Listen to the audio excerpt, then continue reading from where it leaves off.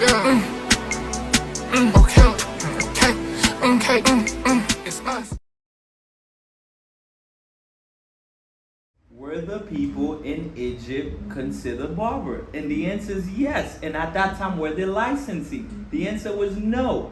So it means you don't need a license to be a barber. You need a license to be a licensed barber. They were considered skilled. No, they They were considered skilled because hold on, but barber. it also grows deeper into it because see now you're forgetting a part of it. Once again, let's go back to the beginning. And I'm just getting here as of yesterday, but I've been doing it for a while.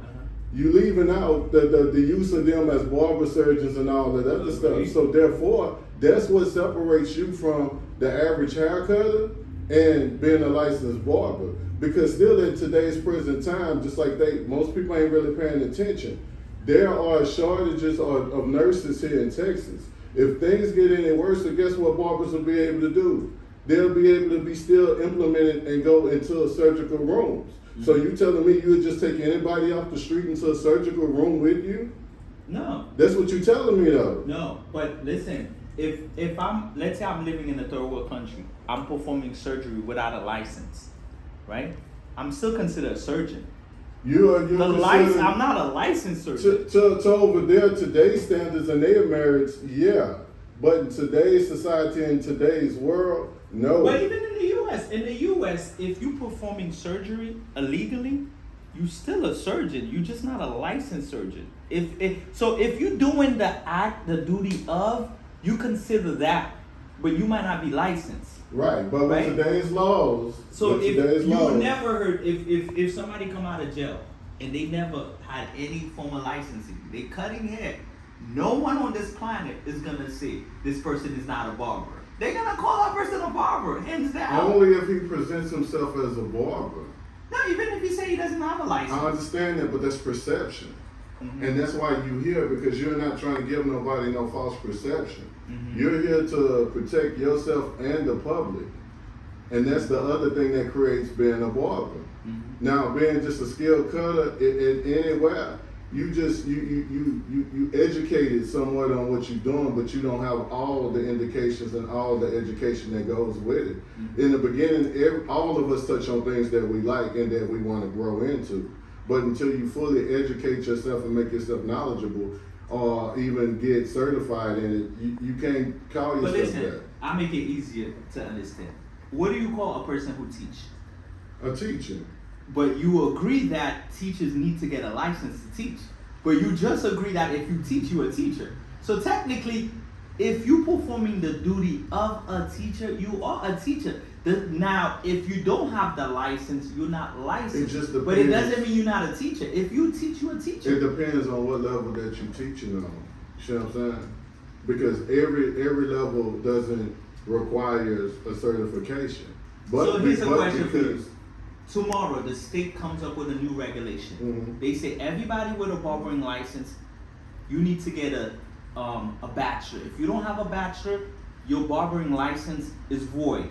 Would you still consider yourself a barber? Oh, no doubt. Well, you're not a barber because you don't have a license. You're just a hair cutter. Right. By your definition, you just be a hair cutter. Right, you would. But if 9 times out of 10, if they change it tomorrow, everybody that's already in the industry is going to be grandfathered in. It would only affect the newcomers though, but it's still a law that's mandated. You see what I'm saying? So you're going by the time. Let's say the government admits it and they say, you know what, we're not gonna grandfather documentation, get your bachelor's, or even 4 years to get your bachelor, but until you have that bachelor, you are not licensed. Now, would you say Mr. Ross, by definition, would no longer be a barber? He'll just be a good hair cutter. There would be a lot of us that wouldn't be a barber until we go back. But I don't agree with that. That's what I'm saying. He would still be a barber. The licensing is not what makes you the barber. The license is just a piece of paper. I understand that. But what I'm saying that legally you could operate. The overall but that's picture, not what gets you to be the barber. Right. But you missing the conception of it, of what I'm saying. The education of it all is what makes you the barber. Now, I think the skills makes you the barber. It's not the education make you understand why you should do the things you do. But you don't tell me that there's guys out there cutting hair. They don't know how to treat people. These guys know how to do it. They just don't have the technical skill or the knowledge to know why. Like, a lot of guys use alcohol. I know a lot of guys who use alcohol, who cleans, who sanitize. They don't know the reason. They might not know the whole concept of bacteria and germs. But back in the days, guys were using alcohol. I don't think now people are realizing, oh my God, the government say use alcohol. People are running to the alcohol shop and get alcohol. So the guys are not, we've been cutting hair in the hood for years. Nobody care about that stuff. And it's been working just fine. I understand that, but by legal law mandated standards, education is required to be officially certified as a barber to protect you. Agree, as a licensed barber. You know. Not as a barber, as a licensed barber. So therefore, you can't get rid of licensing.